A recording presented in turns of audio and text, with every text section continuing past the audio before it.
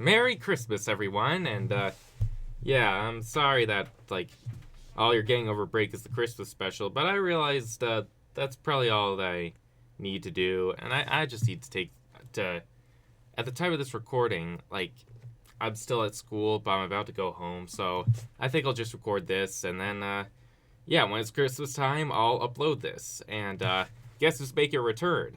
This little guy, huh?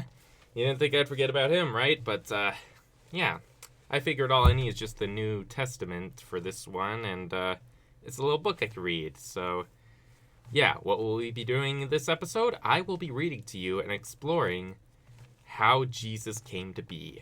I'll be going deep into the nativity story here, so you can all know the true meaning of Christmas. That and more here on Amen Haas.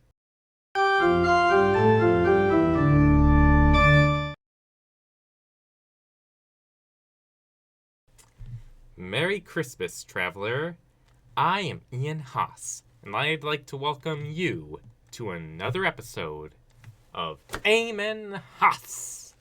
Yeah, baby, we're finally here at Christmas. I know I maybe should have done an episode the week prior, but this is all I can really record before I head back home. At the time of this recording, which is 2 weeks from.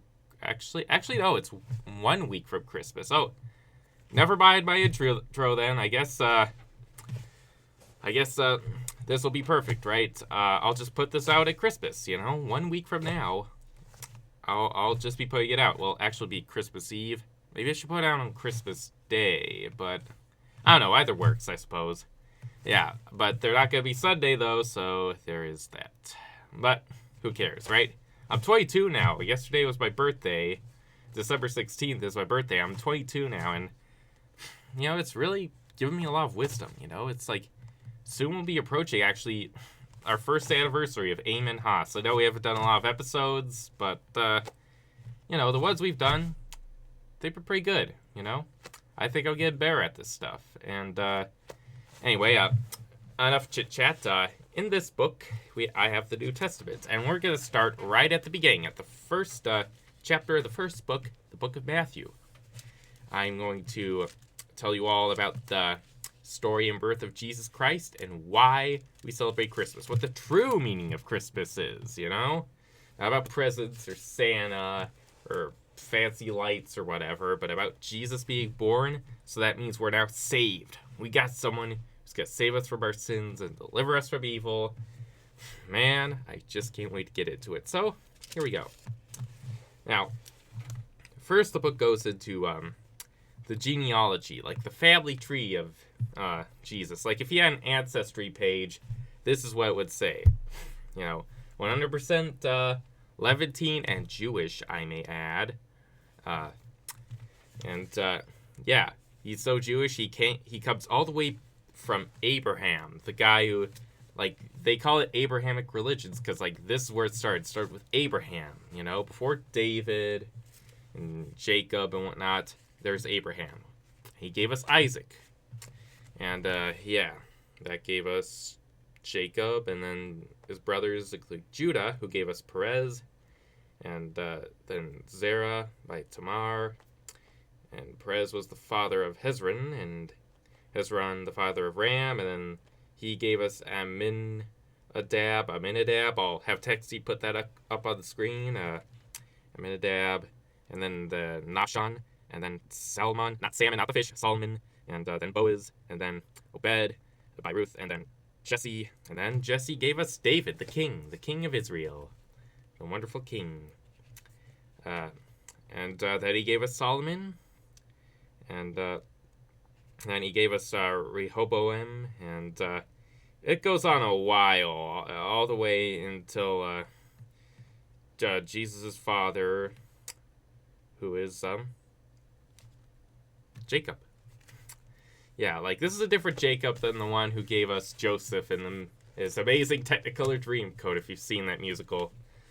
But yeah, so this Joseph guy and his wife Mary, they had quite the genealogy. They were man, we come from kings, man. We were kings and whatnot.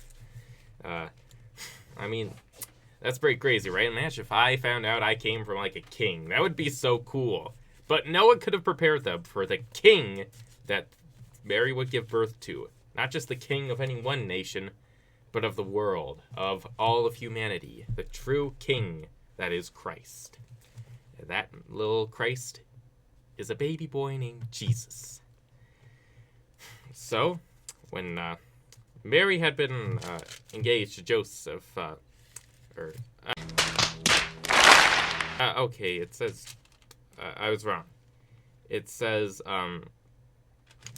Jacob was the father of Joseph, and Joseph, like, this is, again, another different Joseph. He didn't have a dream code, he just had the greatest child ever to live. But, yeah, Joseph and Mary, they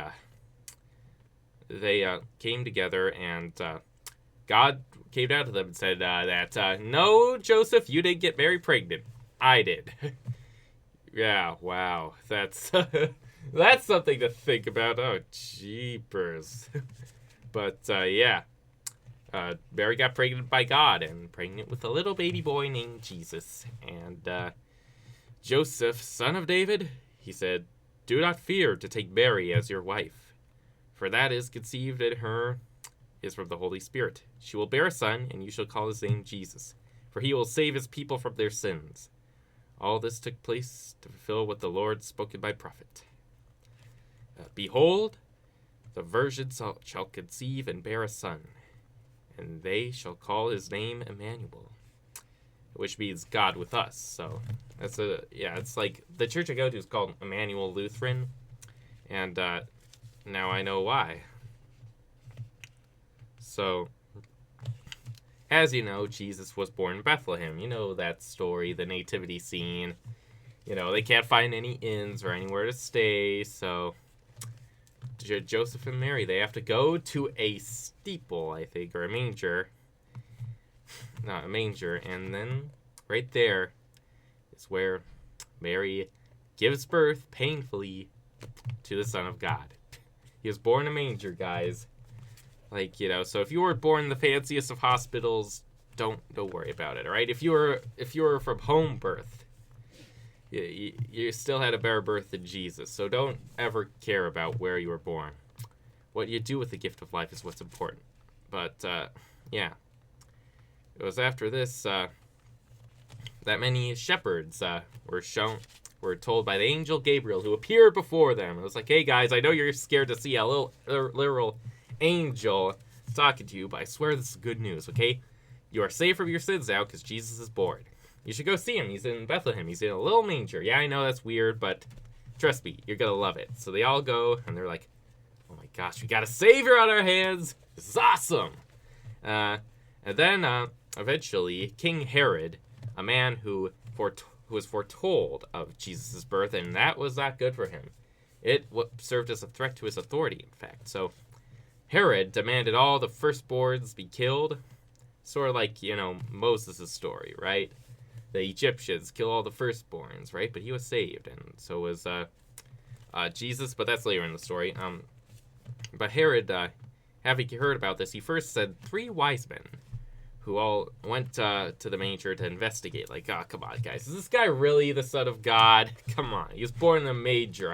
How could he be the Son of God, right? And then they go and they're like, okay, there's no denying it. He's the Son of God, guys. We gotta give him some gifts. We gotta give him some gold, myrrh, and frankincense. And that's what we did. And, you know, that was good. Because, well, I don't know how it was good, other than, it's, you know, they're like baby shower gifts, I suppose. But, yeah. So Jesus is born. The wise men are there. They're all happy, and they're enjoying it. But Herod then says, no, we're gonna kill this kid. We cannot have anyone pose a threat to my authority. So he demands they all be killed. And so Jesus' parents are taken to Nazareth in Egypt, away from his rule. And there Egypt grows... no. Jesus, not Egypt. That's what I meant. Jesus, then he grows up. He works in carpentry, actually. He's a little carpenter. Yeah, he was building houses before he built churches on rocks and whatnot. So that was really nice. Then Herod died, and they were able to go back, and they went back to the land of Israel, and there Jesus would grow up, and he learned quickly about all the things that would be revealed to him, and soon he knew he was the Son of God. And thus began the great journey for him to be able to preach the gospel, perform miracles, and ultimately die to save us from our sins.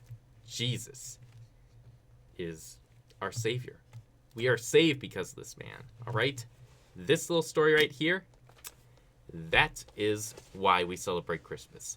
We celebrate it because without that happening, without Christmas, we will not be saved from our sins. That's way more than any presents or any holiday cheer you can think of. Why do we have holiday cheer? Because we know we're saved because of this person. It's why there's cheer on Easter when he rose from the dead, And also, it's well documented that he came from the genealogy of Abraham. And, even before he was born, the Old Testament was written and prophesied this, and everything went according to prophecy. If you need any more evidence that Jesus really is the real deal, he is the Son of God, and that means there is a God, and if we worship him, we have to worship Jesus.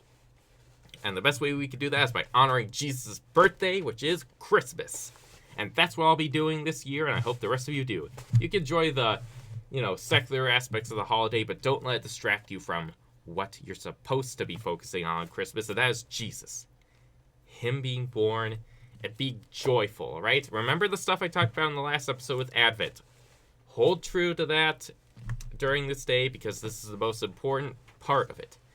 Christmas is the culmination of it. The culmination of Advent is Christmas. So I suggest you all stay true to that. Thank you all so much for watching. I'm really glad to do this. Merry Christmas to you all, and Ian Haas.